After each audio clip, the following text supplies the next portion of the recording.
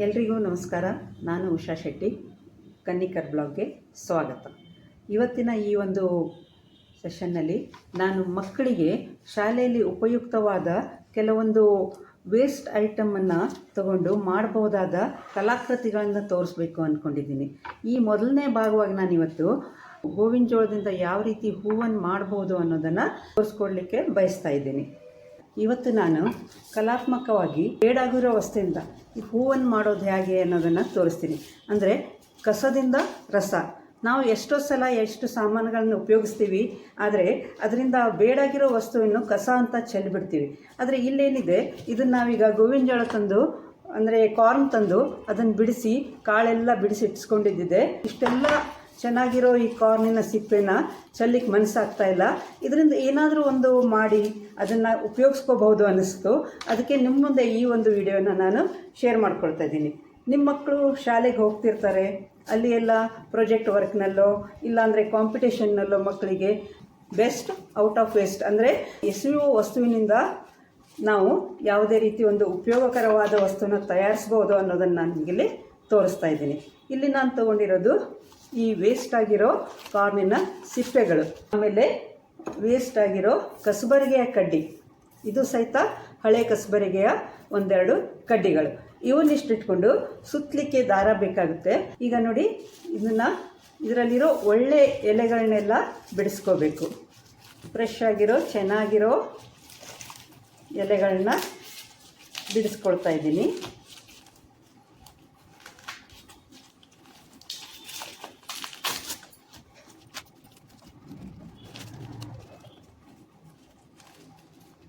ಇದು ನೋಡಿ, ಇದನ್ನೆಲ್ಲ ಬಿಡಿಸ್ಕೊಂಡಿಟ್ಟಿದ್ದಿದೆ. ಇನ್ನು ಕಡ್ಡಿ, ಇದು ಒಂದು ಮೇಲ್ಗಡೆಗೆ ತೆಳ್ಳಗಿರುತ್ತೆ, ಕೆಳಗೆ ದಪ್ಪ ಇರುತ್ತೆ. ದಪ್ಪ ಇರೋ ಭಾಗ ಕೆಳಗಡೆಗೆ, ತೆಳ್ಳಗಿರೋ ಭಾಗ ಮೇಲ್ಗಡೆಗೆ. ಒಂದು 6 ರಿಂದ 8 ಇಂಚು ಉದ್ದದ ಕಡ್ಡಿಗಳನ್ನ ಕಟ್ ಮಾಡಿ ಇಟ್ಕೊಳ್ಳಿ. ನೋಡಿ, ಕಡ್ಡಿ ತೊಗೊಂಡಿದ್ದಿದೆ. ಒಂದು ತುದಿನ ಸ್ವಲ್ಪ ಸ್ಲಿಟ್ ಮಾಡ್ಕೋಬೇಕು. ಈಗ ಒಂದು ದೊಡ್ಡ ಎಲೆನ ತಗೊಳ್ಳಿ. ಈಗ ಇದನ್ನು ಕತ್ತರಿಯಿಂದ ಒಂದು 2.5-3 ಇಂಚಿನ ತುಂಡು ಮಾಡ್ಕೋಬೇಕು. ಒಂದು 2.5-3 ಇಂಚಿಂದು ತುಂಡು ಮಾಡ್ಕೋಬೇಕು. ಇದನ್ನು ಫೋಲ್ಡ್ ಹಾಕ್ಕೊಳ್ಳಿ. ಈ ರೀತಿಯಾಗಿ ಫೋಲ್ಡ್ ಮಾಡ್ಕೊಳ್ಳಿ.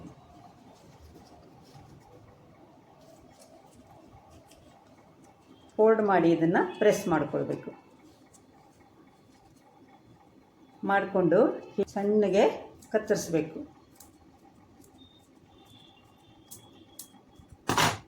ಈಗ ನೋಡಿ, ಈ ರೀತಿಯಾಗಿ ಇದನ್ನು ಕತ್ತರಿಸ್ಕೊಂಡ್ವಿ.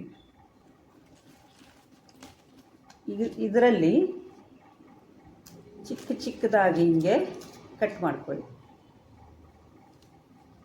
ಎಷ್ಟಾಗುತ್ತೋ ಅಷ್ಟು. ತೆಳ್ಳಗಿದ್ರೆ 2-3 ಆಗುತ್ತೆ, ದಪ್ಪ ಇದ್ದರೆ 4 ಬರುತ್ತೆ. ಈ ರೀತಿಯಾಗಿ ಚೆನ್ನಾಗಿರೋ ಎಲೆಗಳನ್ನ ಹುಡುಕಿ, ಸ್ವಲ್ಪ ಕಲರ್ ಚೆನ್ನಾಗಿರಲಿ, ಈ ರೀತಿಯಾಗಿ ಪೀಸಸ್ ಮಾಡಿ ಇಟ್ಕೊಳ್ಬೇಕು. ಇದು ನೋಡಿ, ಇದೊಂದು ಪೀಸು, ಇವಿಷ್ಟು ಪೀಸ್ ಮಾಡ್ಕೊಂಡಿದ್ದು. ಆಮೇಲೆ ಒಂದು ಕಡ್ಡಿ ಇಷ್ಟು ತಗೊಂಡು ದಾರನ ತಗೊಳ್ಬೇಕು. ದಾರ ತಗೊಂಡು ಹೂವನ್ನು ಯಾವ ರೀತಿ ಮಾಡಬೇಕು ನಿಮಗೆ ತೋರಿಸ್ತೀನಿ. ಈಗ ಇದನ್ನು ಈ ರೀತಿ ಸ್ಲಿಟ್ ಮಾಡ್ಕೊಂಡಿದ್ದಿದೆ. ಇದರ ಮಧ್ಯದಲ್ಲಿ ಇದೇನು ನಾವು ಮೊದಲಿಗೆ ಕಟ್ ಮಾಡ್ಕೊಂಡಿದ್ವಲ್ಲ, ಇದನ್ನು ಒಂದು ಎಳೆನ ಇದರೊಳಗೆ ಸಿಗಿಸಿ, ಹೀಗೆ ಇದರ ಜೊತೆಗಿಟ್ಟು ಇದನ್ನು ಒಂದು ಸಲ ಸುತ್ತಾಕಬೇಕು. ಅಂದರೆ ಕಡ್ಡಿ ಬಿಟ್ಟು ಬಿಚ್ಕೊಳ್ಬಾರ್ದು ಅನ್ನೋದಕ್ಕೆ ನಾವಿದನ್ನು ಹೀಗೆ ಸುತ್ತೀವಿ. ಪೂರ್ಣವಾಗಿ ಇದನ್ನು ಗುಂಡಿಗೆ ಸುತ್ತಕೊಳ್ಬೇಕು.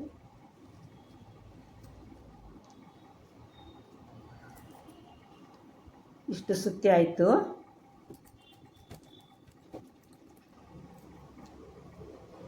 ಈ ಪಟ್ಟಿಗಳನ್ನು ನಾವು ಕಟ್ ಮಾಡಿ ಇಟ್ಕೊಂಡಿದ್ವಿ. ತೆಳ್ಳಗಿರೋ ಭಾಗ ಒಂದು ಕಡೆ, ಅಗಲ ಇರೋ ಭಾಗ. ಅಗಲ ಇರೋ ಭಾಗನ ಹೀಗೆ ಇಟ್ಕೊಳ್ಳಿ, ಮುಂದುಗಡೆ ಬರೋ ಹಂಗೆ.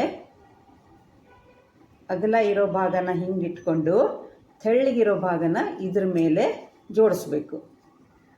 ಇದೇ ದಾರದಿಂದ ಮತ್ತೆ ಅದನ್ನು ಸಹಿತ ಕಟ್ಟಬೇಕು.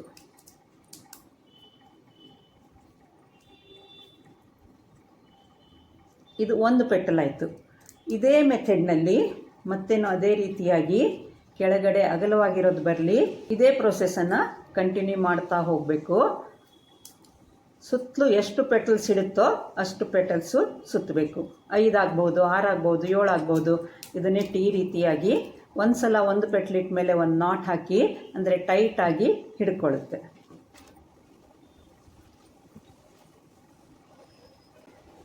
ಆದಷ್ಟು ಎಲ್ಲ ಪೆಟಲು ಒಂದೇ ಸೈಜ್ ಬರೋ ಹಾಗೆ ಮೇಂಟೈನ್ ಮಾಡ್ಕೊಂಡು ಹೋಗಿ.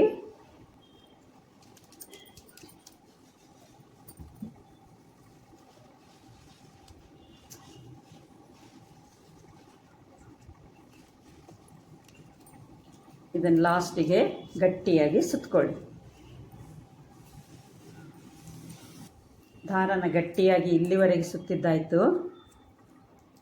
ಒಂದು ಗಂಟು ಹಾಕ್ಕೊಳ್ಳಿ.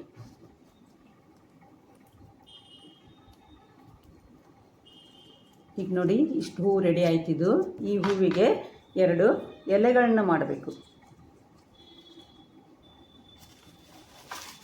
ಇರೋದ್ರಲ್ಲಿ ಸ್ವಲ್ಪ ಗ್ರೀನ್ ಆಗಿರೋ ಒಂದು ಎಲೆನ ತಗೊಳ್ಳಿ. ಇದನ್ನು 2 ಎಲೆಗಳನ್ನಾಗಿ ಕಟ್ ಮಾಡಿ. ಎಲೆ ರೆಡಿ ಆಯಿತು. ಈ 2 ಎಲೆಗಳನ್ನು ಇದರ ಜೊತೆಗಿಟ್ಟು ಮತ್ತೆ ಸುತ್ತಬೇಕು. ಒಂದು ಈ ಬದಿಗೆ, ಒಂದು ಈ ಬದಿಗೆ. ಕಡ್ಡಿ ಮೇಲೆ ಕವರ್ ಮಾಡಿ ಇದೇ ದಾರದಿಂದ ಮತ್ತೆ ಸುತ್ತಬೇಕು. ಇನ್ನೊಂದು ಎಲೆನ ಈ ಕಡೆಯಿಂದ ಸುತ್ತಾ ಇದ್ದೀನಿ. ಈಗ ಎಲೆಗಳನ್ನು ಇಟ್ಟಾಯಿತು. ಮತ್ತೆ ಗಂಟು ಹಾಕಿ ಮಿಡಲ್ನಲ್ಲಿರೋ ಎಳೆ ಎಲೆನ ತಗೊಂಡು ಇದನ್ನು ಮೇಲ್ಗಡೆ ಭಾಗದಿಂದ ಹೀಗೆ ಸುತ್ತಕೊಳ್ಳಿ. ಮತ್ತೆ ಒಂದು ಗಂಟು ಹಾಕ್ಕೊಳ್ಳಿ. ಆಮೇಲೆ ಈ ದಾರದ ಜೊತೆಗೇನೆ, ದಾರನು ಕಡ್ಡಿ ಜೊತೆ ಇಟ್ಕೊಂಡು ಈ ಒಂದು ಎಲೆನ ಈ ರೀತಿಯಾಗಿ ಕಡ್ಡಿಗೆ ಸುತ್ತಾ ಬರಬೇಕು. ನೋಡಿ, ಎಳೆ ಎಲೆ ಇರೋದ್ರಿಂದ ಕಟ್ಟಾಗೋಲ್ಲ.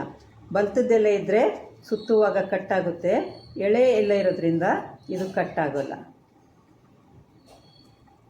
ಈ ರೀತಿಯಾಗಿ ದಾರದ ಜೊತೆಗೇನೆ ನಾವು ಇದನ್ನು ಸುತ್ತಕೊಂಡಿದ್ದಾಯಿತು. ದಾರನೂ ಇಲ್ಲೇ ಇದೆ. ಇದನ್ನು ಈಗ ಲಾಸ್ಟಿಗೆ ಗಂಟು ಹಾಕಿಬಿಡಬೇಕು. ಕಡ್ಡಿ ಕಾಣಿಸ್ದಂಗೆ ಸುತ್ತಿ ಇದನ್ನು ಗಂಟು ಹಾಕಿದರೆ ಹೂವು ಮುಗೀತು. ನೋಡಿ, ಎಷ್ಟು ಚೆನ್ನಾಗಿರೋ ಹೂವು ರೆಡಿಯಾಗಿದೆ. ಇಂಥ ಒಂದು 8-10 ಹೂಗಳನ್ನ ಮಾಡಿ ಒಂದು ಪಾಟ್ನಲ್ಲಿ ಹಾಕಿಟ್ರೆ ತುಂಬ ಚೆನ್ನಾಗಿರುತ್ತೆ. ಇದೇ ಥರ ನಾವು ಸಾಕಷ್ಟು ಹೂಗಳನ್ನ ಮಾಡ್ಕೊಂಡಿದ್ದೀವಿ. ಈ ಹೂಗಳನ್ನ ಈಗ ನಾವು ಚೆನ್ನಾಗಿ ಪಾಟ್ನಲ್ಲಿ ಅರೇಂಜ್ ಮಾಡ್ಕೋಬಹುದು. ಹೂಗಳನ್ನ ನೀಟಾಗಿ ಇದರಲ್ಲಿ ಜೋಡಿಸಿ. ಸ್ವಲ್ಪ ದಿನ ಆದಮೇಲೆ ಈ ಹೂಗಳು ಪಾಟ್ನಲ್ಲಿ ಹಾಕಿದಲ್ಲಿನೇ ಒಣಗಿ ಹಳದಿ ಬಣ್ಣಕ್ಕೆ ತಿರುಗುತ್ತೆ.